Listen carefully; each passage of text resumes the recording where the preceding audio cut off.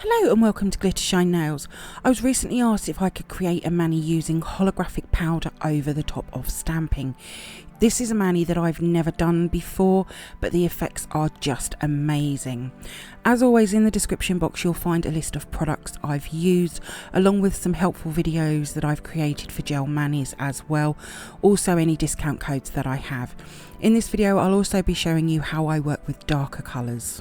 Before we get started, please subscribe to my channel and make sure you have the bell notification on, and please like this video. These things really do help out my channel, thank you. So my nails are prepped and ready, and I've already applied my peel off base coat. If you were doing this mani on natural nails, you'll need to apply a gel base coat before starting. I'm not, because I've got polygel overlays on and it's not needed. I'm going to be using Kiki London Gel Polish Black Heart for this mani, as holo works better over darker colours. Now, working with black is harder because we don't want to flood the cuticles, but we also want it to cure properly. So I'm taking a super small bead of the gel polish, and I'll place that into the back half of the nail, and then I'm going to very gently push that brush up to the cuticle area very slowly.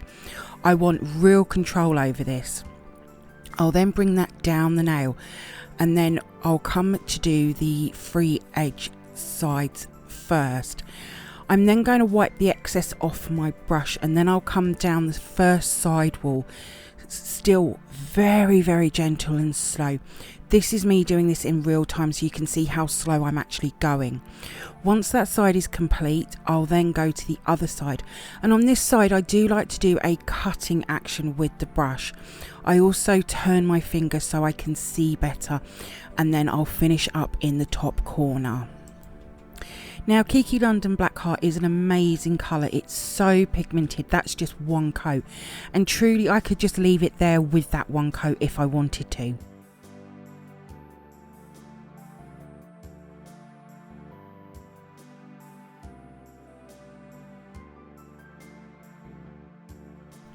So onto the middle finger, and I'm just going to repeat the same again, still keeping it nice and slow and controlled.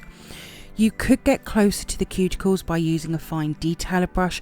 I don't tend to do this, as my shaky hands, I tend to hit the area even more so. Now, if I get any on my skin, I will take my clean-up brush and isopropyl alcohol and clean straight away. I do tend to, once I've hit the skin once, I'll finish applying to that nail and cure what I've already done, just so that nothing moves about, and that's exactly what I did. I'll then complete the last two nails as well. Now, Black Heart, I've always called it an absolute must-have for my collection. It's the best black I've ever used. Now, blacks can tend to be hard to cure, right? And the trick is super thin coats, and that's what I've done. Black Heart has never given me any trouble with curing. My coat is super thin and it's got brilliant coverage. So for curing, I will always cure blacks for 60 seconds. I found curing blacks for 30 seconds is a recipe for trouble. So that coat has now cured. I love pure black nails. I'm going to go in with my second coat. I do find that the second coat is much easier because you already have that guide area down with the first coat. It's also much quicker on the second coat as well. Now, I still have a few more requested videos that I'm currently working on to come to my channel. But again, if there's anything that you would like to see me do, then as always, leave me a comment. I've really enjoyed creating these requested videos, and you seem to enjoy them as well. So once they have cured, I'll need to remove the tacky layer. So with a wax strip and isopropyl alcohol, I'm going to give these a really good clean. Now, with blacks and darker colours, sometimes they leak colour onto the wax strip, and this is fine. I've personally never not had it happen with a black gel polish. So once they are fully cleaned and they have fully air dried, we will get on to the stamping design. So I have my usual stamper along with my scraper, and the stamping plate I'm using is Lina Nail Twirls and Swirls 02. I'm using one of the large designs along with one of the smaller ones. I went with this plate because 1, I love swirly images, and 2, I thought it would look amazing in the holo pigment. I'm also going to be using Lina Nail Stamp Stick Black. This leaves a tacky layer once it's stamped, so it's great for pigment powders. So I did go through my pigment box to try and find a holo pigment, and I could only find these two. I was absolutely shocked. I thought I had more than that. So I did 2 test tries of them. The one on the left is the large pot and the one on the right is the black lid pot. The large pot is more of a super fine glitter than a chrome pigment. So you can see this one is more of a powder and the holo effect is amazing. I don't know where I got this from. I did have an expensive holo pigment chrome, but I don't know what I've done with it. So to apply the pigment, I'm going to be using a very old gel brush to rub it into. I don't throw my gel brushes away once I finish with them because they make great glitter and pigment brushes afterwards. So I do like to have everything set up first and close at hand. It makes for easier application. And I'm going to start with the small design first. This is for the index and pinky finger. I'll apply some of the polish, scrape, roll to pick that image up. I will remove the excess from the stamp with my lint roller and then I'll transfer that to the nail. Stamping black on black, you really can't see it very well, but with the brush I'll pick up some of the holo pigment and I'm just going to add that over the nail. It will fly everywhere, but you'll see the designs start to appear. You could add more if you need to, if you haven't quite covered enough, and then I'll just rub that brush all over the nail to remove the excess, and that looks amazing. The black underneath really makes the holo stand out well. So I'm just going to repeat the same design on the pinky. Now for me, you know I love my clear jelly stamper stamping polishes, but this stamping polish is a kit must have. It can create amazing nails.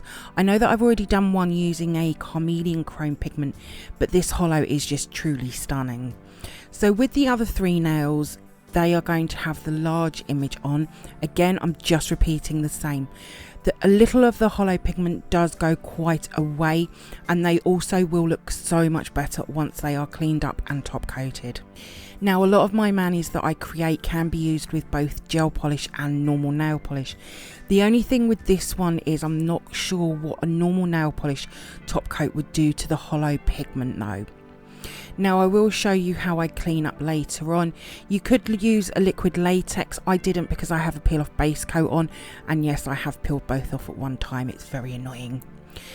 This mani is very simple and very easy to create. I love the holo swirls, and in my last video I shared a holographic stamping polish and I said that I don't like to use them because you lose the holo effect. This would be the way I would create a holo stamping mani from now on in the future. Normally I don't keep manis on for very long, but these are still on 2 days later. I love them so much. So thank you to the lovely subscriber who asked for the holo pigment over stamping. They truly are stunning nails to create. So with my soft dusting brush, I'm going to dust over these nails to remove as much excess pigment as possible. I like to use this one because it's slanted and it can really get into them sidewalls. I will also go underneath the nail as well. I personally wouldn't use a hard dusting brush as you might disturb the stamping.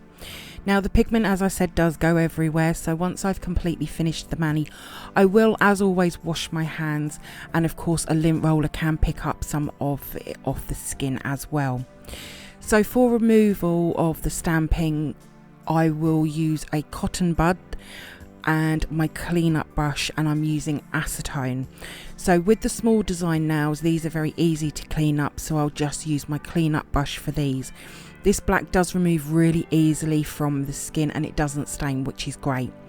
Once I've removed all the stamping, I will then take the cotton bud and again go underneath the nail to remove any of the pigment, just to give them a really good clean. With the other nails, first off I like to remove what I can with the tape, just to remove the bulk of the stamping. I am being careful of the nails. Once I've gone round the nail, I will then come in with the cotton bud and acetone and remove the rest of the bulk. I don't like to use too much acetone on the skin for larger areas, and then to complete the clean up, I'll then use my cleanup brush with the acetone for the finer details.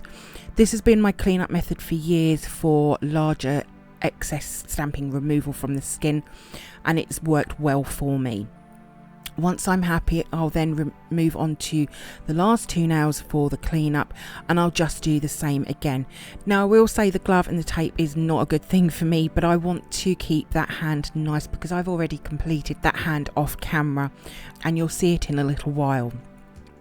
This has been my favourite cleanup brush for a few years now. It really makes cleanup so much easier for me. So I've finished cleaning them all up, and now they're ready for some top coat. I'm going to be using my Kiki London No Wipe rubber top coat, and this is my glitter one. I've already done the thumb off camera, and how shiny is that top coat? Really makes the hollows so much better.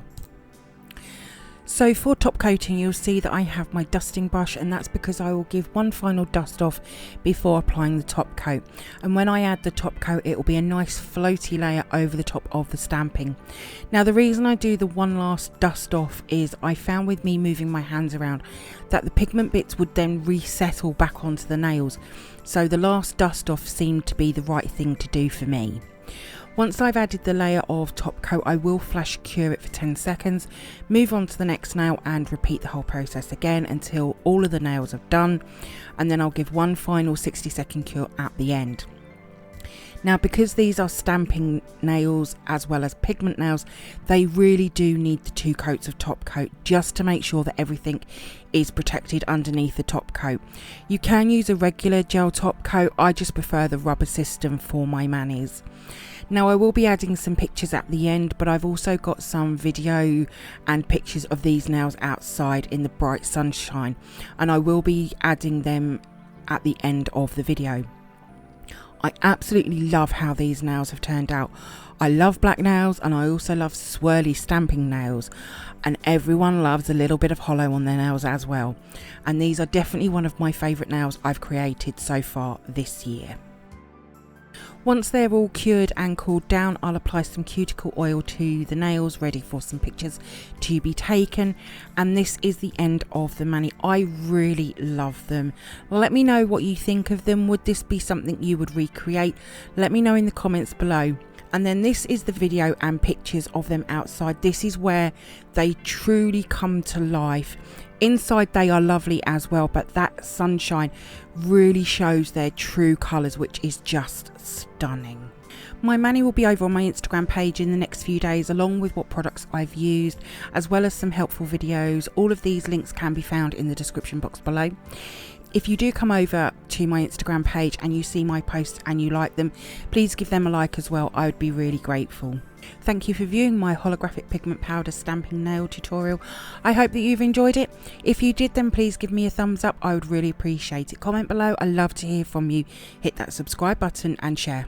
Also, don't forget to come over and follow me on my Instagram page at glittershinenails. So until next time, happy stamping and bye.